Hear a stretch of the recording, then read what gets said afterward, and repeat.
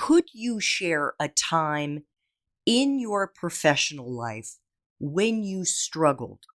Because we've all had them. And I want to show our young listeners that even people like Michael Kay, who made it to the top of his industry, fell down and had to pick himself up. And more importantly, how you got through the other side and maybe a lesson that you learned in the process. After the years in newspapers, I unexpectedly got the job to do the Yankee games on radio. And the first year on the air, remember, the only other sports announcing that I had done was at Fordham. So by the time I got the Yankee radio job was 92. That was 10 years after Fordham. I was stiff. I was nervous. The play-by-play was very, very tough. And people were writing letters to the radio station, how bad I was. How could they have given me this job? And you really start to doubt yourself. And I'll always remember this one gentleman, the guy who hired me at WABC. His name was Don Balukas. And he called me into his office. And he said, listen, I know you're struggling right now. He said, but I got to ask you a question. I said, what's that? He said, are you giving up on yourself? And I said, no, I never give up on myself. And he goes, if you don't give up on yourself, I will never give up on you. He said, I made a commitment to you and I will stay with you and you will get through this and you will make it work.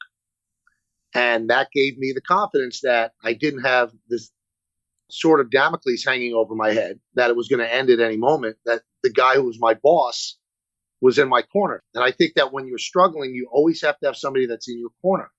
And this guy told me, stop worrying, just go out and get better. And I worked at it and I got better. And you have to fight the demons and you have to fight the doubters.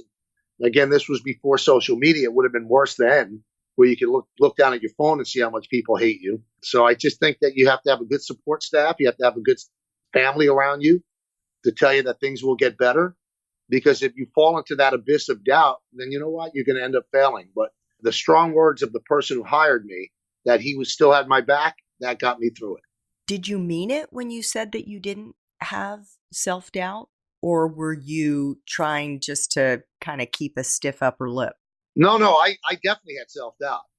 But he said, would I quit? I would never quit on myself. I mean, the way I was raised, you don't quit on anything. You keep doing it until you get it right. So yeah, I doubt it. But anything I ever do, Andrea, I will never, ever, ever fail because of lack of work. I will never, ever take the shortcut. And then you could point out, oh, that's why Michael botched that up, because he didn't put in the time. But I'm a human being. And if anything, I have thin skin and I doubt myself. And I'm harder on myself than most people. But in terms of the work, when he said, will you ever give up on yourself? No, I wouldn't give up. But I certainly had serious doubt. That's for sure.